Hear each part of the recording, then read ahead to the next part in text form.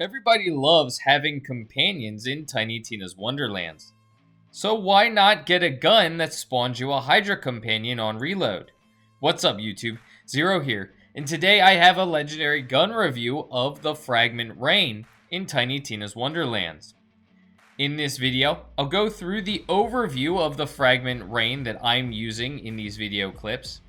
Then I'll get into some more gameplay, and I'll talk about the perks of the Fragment Rain. I'll also talk a little bit about the drawbacks. I'll talk about where you can go if you want to grind for this legendary gun. And then at the end of the video, I'm going to get into Fate or Hate. Is this gun fated to be in the Fate Maker's arsenal, or are you going to hate it, and should you trash it right away? Before I get into it, I do want to say if you do enjoy this video, feel free to give it a thumbs up and hit that subscribe button. For more Tiny Tina's Wonderlands content, I do a bunch of other RPGs, so feel free to check those out as well. Thank you so much in advance for doing so. Without further ado, let's get into the overview of the Fragment Rain. This is a Fairy gun, which means of course there's going to be a magnificent reload. I have the Effacious Fragment Rain of the Magician. The damage is 48 multiplied by 4. Accuracy is at 53%. Handling's at 60%, reload time's at 1.6 seconds, fire rate's at 6.67 per second, and the magazine size is at 22. This deals frost damage at 61 damage per second with a 10% chance. Nothing burns like the cold. Of course, this is going to be a cold dealing gun.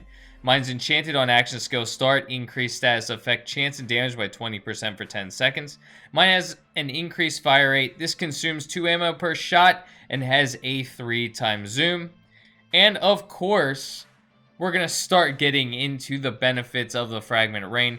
The thrown weapon explodes on impact and morphs into a Hydra companion, which shoots enemies for a duration. So that's going to be the benefit of the Fragment Rain. Of course, Fairy is always going to have a unique reload, so the Fragment Rain is going to spawn a Hydra companion.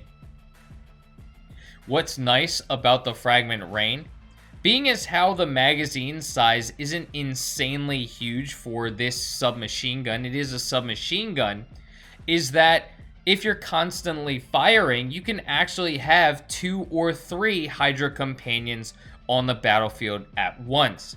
Now, of course, they don't last insanely long, but if you are constantly firing, you're going to have 2 or 3 Hydra companions, which is absolutely awesome.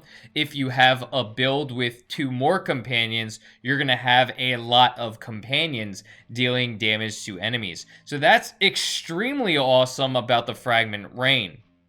Now, one of the drawbacks that I want to talk about is that the range isn't great on this gun.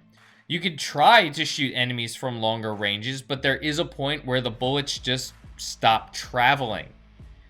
I've tried against some of the bigger bosses that you can get range with, shooting them from range, and of course the bullets just don't travel that far. So if you are a longer range player, the Fragment Rain is going to be a little bit harder to use in terms of shooting enemies. Of course, you're still going to get those Hydra companions. If you want to grind for the Fragment Rain, you're going to want to head over to the Chaos Chamber. This can drop from mini bosses inside of the Chaos Chamber. The Fragment Rain also only comes with frost damage, so regardless of when you see a Fragment Rain drop, it's going to come in frost damage. So you're going to get a Fragment Rain and frost damage, and if you want to grind for it, go to the Chaos Chamber and just kill mini bosses. So now let's get into Fate or Hate. Is this a gun that you want to add to your arsenal, or is this a gun you're going to want to pass on? Honestly, I love this gun, but it's going to depend upon your class setup, the build you're going with.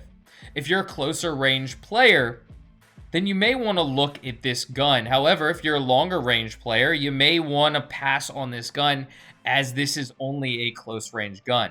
Furthermore, if you have builds that center around frost damage, this is going to be better for you because of course it deals frost damage. Also, a drawback, if you have a build that increases your magazine size or replenishes ammo over time, you're going to be reloading less, so you're going to have less Hydra companions. So, if that's the case, you may not want to use this gun, because, of course, the most damage you're going to get out of this gun is going to be from your Hydra companions. This gun shines with the Hydra companions. So while I love this gun, there are some drawbacks, and it's going to depend on your build if you want this gun or not. So I hope you enjoyed this video. I hope you have a great rest of your day, and until next time, peace.